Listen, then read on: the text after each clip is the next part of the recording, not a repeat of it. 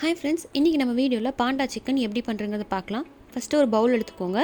அதில் 1 கப் மைதா, 1/2 cup cornflour மாவு, 1 tablespoon white pepper, 1/2 tablespoon salt add பண்ணிவிட்டு mix பண்ணிக்கோங்க. மிக்ஸ் பண்ணதுக்கப்புறம் ஒரு எக் இதில் ஆட் பண்ணிக்கோங்க. எக்கு ஆட் பண்ணதுக்கப்புறம் 1/2 டம்ளர் தண்ணி மிக்ஸ் பண்ணிக்கோங்க. இப்போது இதை மிக்ஸ் பண்ணிவிட்டு நல்லா கட்டி வராத மாதிரி மிக்ஸ் பண்ணிக்கோங்க. அடுத்தது ஆல்ரெடி கட் பண்ணி வச்சுருக்கேன் 1/2 kg சிக்கன் நான் இதில் ஆட் பண்ணிக்கிறேன். இப்போது இந்த சிக்கனை ஆட் பண்ணி நல்லா மிக்ஸ் பண்ணிவிட்டு க்ளோஸ் பண்ணி 1 hour ஃப்ரிட்ஜில் வச்சுருங்க. அடுத்தது இப்போ நம்ம மேரினேட் பண்ணி வச்சுருக்க சிக்கனை பொரிச்சிக்கலாம். ஃபஸ்ட்டு ஒரு பேன் எடுத்துக்கோங்க.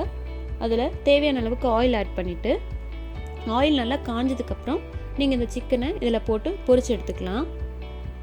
இதே மாதிரி மட்டனில் உங்களுக்கு டிஃப்ரெண்ட்டான ரெசிபி வேணும்னா அதோட லிங்க்கு நான் கார்ட்டில் ஆட் பண்ணுறேன். மறக்காமல் செக் அவுட் பண்ணி பாருங்கள்.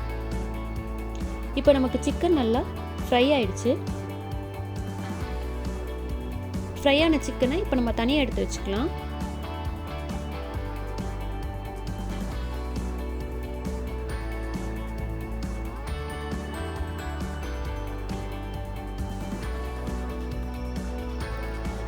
அடுத்தது பாண்டா சிக்கனுக்கான சாஸ் எப்படி பண்ணுறதுங்கிறத பார்க்கலாம். ஃபஸ்ட்டு ஒரு பேன் எடுத்துக்கோங்க. அதில் ஆயில் தேவையான அளவுக்கு ஆட் பண்ணிவிட்டு ஆயில் நல்லா ஹீட் ஆனதுக்கப்புறம் 2 tablespoon chilli flakes add பண்ணிக்கிறேன். அடுத்தது 1 tablespoon ginger garlic paste add பண்ணிக்கிறேன். இப்போ அதை ஆட் பண்ணிவிட்டு நல்லா மிக்ஸ் பண்ணி விடுங்க. அடுத்தது 1/2 டம்ளர் வினிகர் ஆட் பண்ணிக்கிறேன். வினிகர் ஆட் பண்ணதுக்கப்புறம் அதை ரெண்டையும் நல்லா மிக்ஸ் பண்ணி விடுங்க.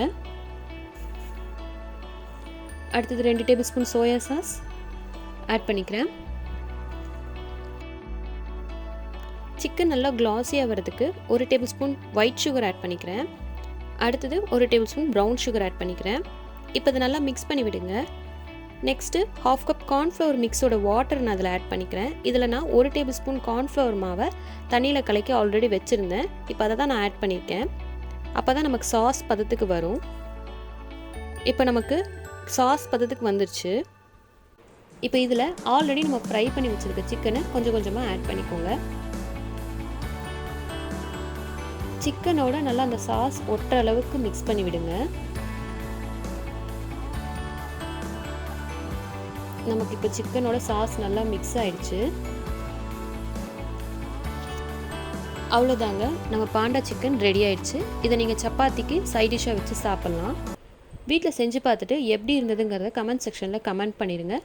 மறக்காமல் சப்ஸ்கிரைப் பண்ணிடுங்க. பக்கத்தில் இருக்க பெல் ஐக்கானையும் ப்ரெஸ் பண்ணிடுங்க. நெக்ஸ்ட் வீடியோவில் இன்னொரு ரெசிபியோட நான் உங்களை மீட் பண்ணுறேன்.